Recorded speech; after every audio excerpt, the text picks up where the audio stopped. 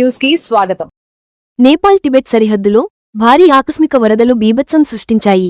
వరదలు, కొండచరియలు విరిగిపడటంతో భారీగా ప్రాణనష్టం సంభవించింది.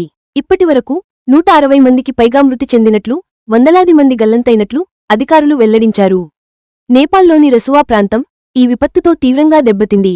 ఉధృతంగా ప్రవహించిన వరద నీరు ఇళ్లు, రహదారులు, వంతెనలు, ఇతర కీలక మౌలిక వసతులను కొట్టుకుపోయింది. దీంతో పలు ప్రాంతాలకు రాకపోకలు పూర్తిగా స్తంభించాయి.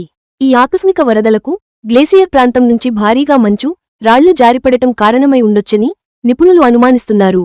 అమెరికా జియోలాజికల్ సర్వే సహా నిపుణులు పరిస్థితిని పరిశీలిస్తున్నారు.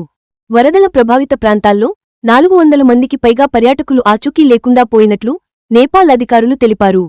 గల్లంతైన వారిలో భారతీయులతో పాటు పలుదేశాలకు చెందిన పౌరులు ఉన్నట్లు సమాచారం.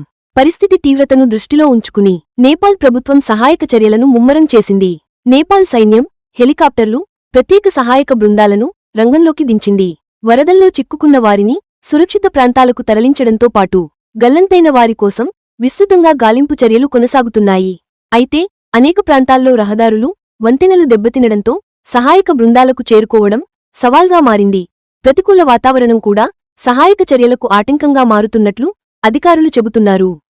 తాజా సమాచారం ప్రకారం మృతుల సంఖ్య మరింత పెరిగే అవకాశం ఉందని అధికారులు హెచ్చరిస్తున్నారు.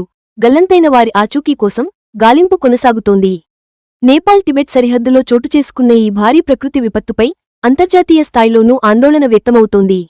సహాయక చర్యలు పూర్తయ్యే వరకు మరింత నష్టం వివరాలు వెలుగులోకి వచ్చే అవకాశం ఉంది. నేపాల్లో పరిస్థితి అత్యంత విషమంగా కొనసాగుతోంది.